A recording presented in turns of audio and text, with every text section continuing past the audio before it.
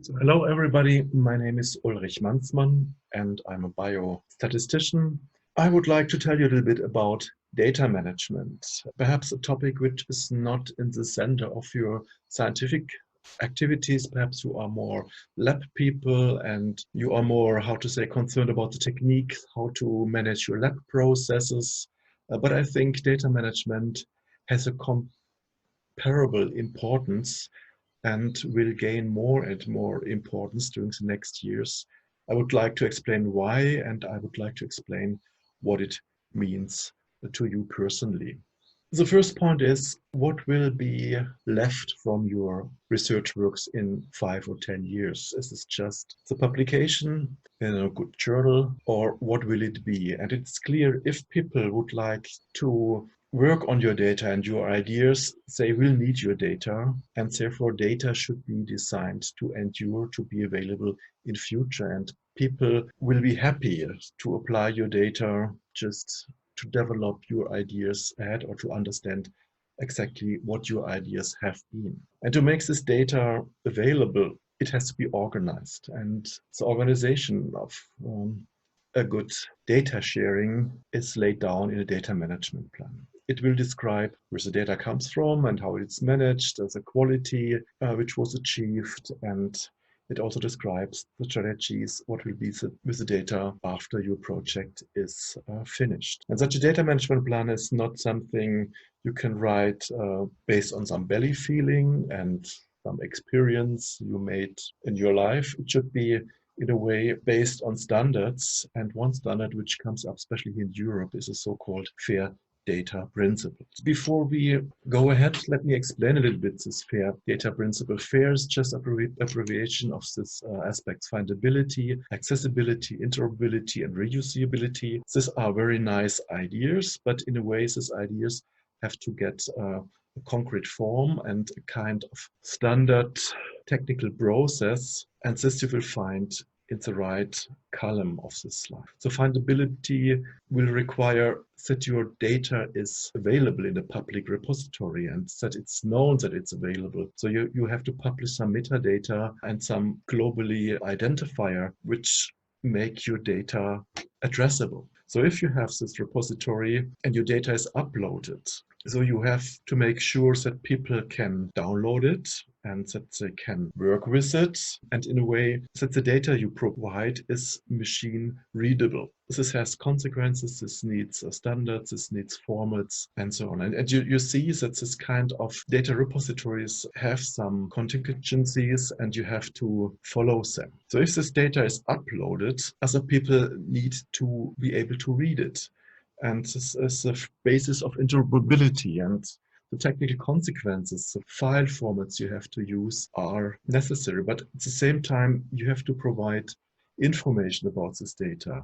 This is a second kind of metadata describing what is uploaded, what does it mean, and what are the circumstances, how it was created. And this metadata is not a nice little report. It follows also standards, and you have to use vocabularies and ontologies to make them in a way understandable and communicable between machines and platforms. And then comes the last step. People would like to work with your data, and so there must be a license to access your data, and there must be a kind of description how it can be used and what are, how to say, requirements and how to say, the attributes of your data can be understood. So this is something which requires, in a way, experience and practice and needs to be learned and applied. Now let's go to this data management plans. We learned they describe how the data is generated, documentation,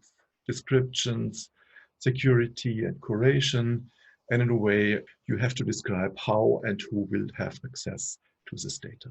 You need advice, mostly especially about this legal and ethical restrictions. This advice can come from the internal review board of your institution. You have some data protection officers which can help you about these confidentiality issues. But it's clear that you need resources to do it, and you need some information.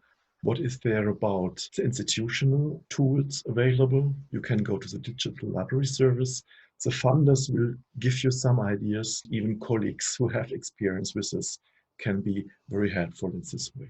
So what is this data management plan? And there are no, how to say, harmonized templates. Here's a proposal, a list of important points I took from a paper in Nature 2 years ago. And it tries to summarize a little bit what you have to consider and how you have to proceed. I mean, you have to check the data requirements for the funding agency requesting this data management plan.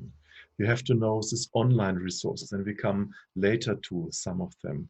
You have to describe which types of data and research output you would like to present, how the archiving will take place, how much space and resources you need for this. You have to decide about data file formats. You have to decide which repository you will use, local one or national one or international resource repositories. And you should look at the resources even here at the LMU. Okay, the repositories will put requirements on your data and data structures. The next point is you have to provide metadata, a concept which is perhaps not familiar to you at the moment. And this metadata is actually the data about your data, which explains what is going on and how your data can be used. Then you have to make clear who can have access to your data. Everybody, industry, or only scientific community, or only people's in your scientific field. You have to look for the sensitivity of the data. You have to explain why not to make it available for everybody. You have to explain the processes which have to be followed to get access to this data. And then you have to check who takes responsibility for this, the long-term data curation. Your data should be there in 5 or 10 years. How is this possible? Who will do it for you? You will leave your institution, you will leave for different places, and who will then take care of your data. And even during your process, many things will change and work out differently as you thought. So you should review your data plan frequently, that it's in shape and fitting what really happened. Now let's shortly speak about metadata. Metadata is actually the information you provide about your data for future use. There are descriptive metadata like who created this, what are the sources, what are the processes, the lab techniques. There are structural metadata, which simply say what are the data elements, how they are related, how do they interact.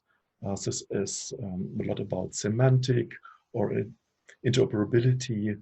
And then you have the administrative metadata, which somehow provides information about legal aspects, about administrative processes people have to follow to get access, access rights and licenses and things like this. So this metadata has a lot of aspects which you have to consider and somehow be able to express and operationalize. Look for people with experience in this field.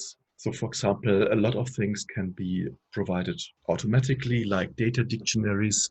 If you have a nice curated database for your data, you get ideas and templates from the Institutional Review Board. You can get just help from the data protection officer. But these are things you have to care about, and this will take work and needs, how to say, ideas whom you can address and how you can proceed.